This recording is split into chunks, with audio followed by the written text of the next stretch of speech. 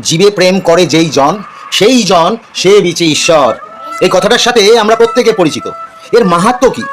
এর মাহাত্ম্য জানতে গেলে আমাদেরকে আগে জানতে হবে মানুষ কি। আমরা তো নিজেদেরকে মানুষ বলি, তো শুধু মানুষ বললেই হবে না, মানুষ হতে গেলে মনুষ্যত্ব থাকতে হবে। অর্থাৎ আমার মধ্যে সততা, আমার মধ্যে আত্মমর্যাদা বোধ এবং পরোপকার, এগুলো সবগুলো সমষ্টি হচ্ছে মনুষ্যত্ব।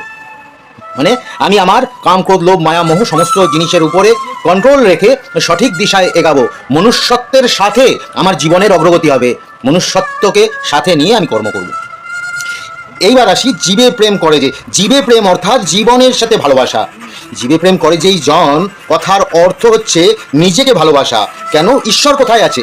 ঈশ্বর সবচেয়ে আগে যেটা দেখা যায় সেটা হচ্ছে আমার মধ্যে। আমার মধ্যেই ঈশ্বর আছেন, আর আছেন বলেই আমি বেঁচে আছি, নিঃশ্বাস নিতে পারছি। যেদিন ঈশ্বর আমাকে ছেড়ে চলে যাবে সেদিন আমাদের ক্ষমতা থাকবে না এক ফোঁটাও নিঃশ্বাস নেওয়ার। তাই আমার মধ্যে যে ঈশ্বর আছে প্রথমে তাকে ভালোবাসতে হবে। আমার মধ্যে যে ঈশ্বর আছে তাকে ভালোবাসার মধ্যে দিয়ে নিজেকে সংস্করণ, নিজেকে যখন আমি ভালোবাসবো তখন আমি ভালো থাকবো, ভালো রাখবো এবং ভালো পথে চলবো, সবসময় উন্নতির দিকে অগ্রসর হব। যখন এটা করব তখন আমি অন্য মানুষকেও ভালো ভাবতে শিখবো। অন্যের অটোমেটিক সবাই যদি আমরা নিজেদেরকে ভালো রাখতে থাকি তাহলে সবাই ভালো থাকবে। এটা নিউটনের 21 নম্বর law, you take care of a parts, it will take care the whole. কাজেই আমরা প্রথমে যদি নিজেদেরকে ভালোবাসি, নিজের মধ্যে ঈশ্বরকে ভালোবাসি, তবেই তো আমরা আরেকজনকে ভালোবাসতে পারবো। যদি আমিই ভালো না থাকি তাহলে আমি আরেকজনকে কি করে ভালোবাসবো? সম্ভব না। তাই নিজের জীবনকে আগে প্রেম করতে হবে, করলে আমরা প্রত্যেকেই ঈশ্বর। কেন?